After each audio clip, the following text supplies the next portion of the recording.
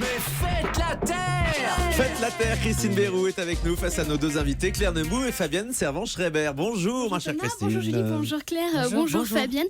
Alors bon, la transsexualité c'est un sujet sensible et comme j'ai très peur de dire des bêtises, il y a en régie un spécialiste de la question qui dès que je dirai une bêtise interviendra par un...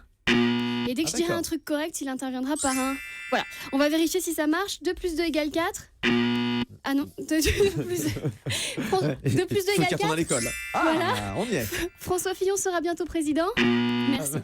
Alors d'ailleurs, j'espère que François Fillon ne va pas regarder la série parce que Louis devenu Louise, qui est méconnaissable et qui peut donc repartir de zéro, faudrait pas que ça lui donne des idées. Non mais c'est vrai, on ferait pas les malins en 2022 avec Françoise Fillon, vous imaginez? En tout cas, une des premières fois que l'on a vu un trans à la télé, c'était Dana International à l'Eurovision en 98. Ouais. Moi à l'époque, j'avais donc 7 ans. Et puis, depuis, les trans sont très peu représentés à la télévision. Alors bravo, un trans sur TF1, c'est couillu. Alors oui, couillu, c'est pas le terme qui convient quand on parle de Louise. C'est d'ailleurs toute sa particularité, pardon. Je suis bête.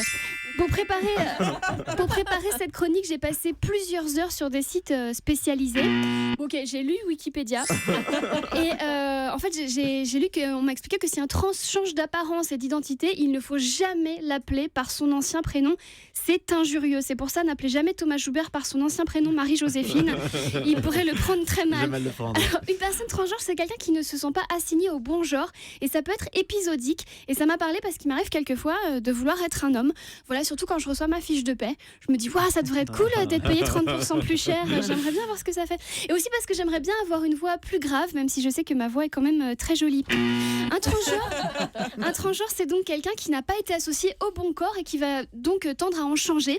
Il ne faut pas confondre le transgenre et le Emmanuel Macron, qui lui n'a pas été associé au bon bord politique et qui va essayer également d'en changer. Voilà, le transgenre aura peut-être recours à une opération chirurgicale et le Emmanuel Macron aura surtout besoin d'une opération de com. En tout cas, Claire, vous incarnez magnifiquement bien ce personnage de Louis devenu Louise et ça fait du bien parce que récemment, quand on parlait des transsexuels, on évoquait le beau-père de la famille Kardashian.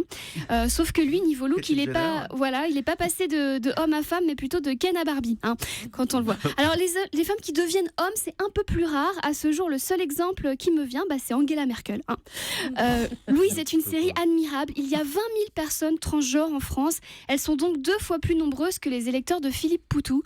En parler est noble et pour ça, bravo. Donc ce soir, je regarderai sans faute et je serai de retour ici mercredi avec Julie et Marie-Joséphine.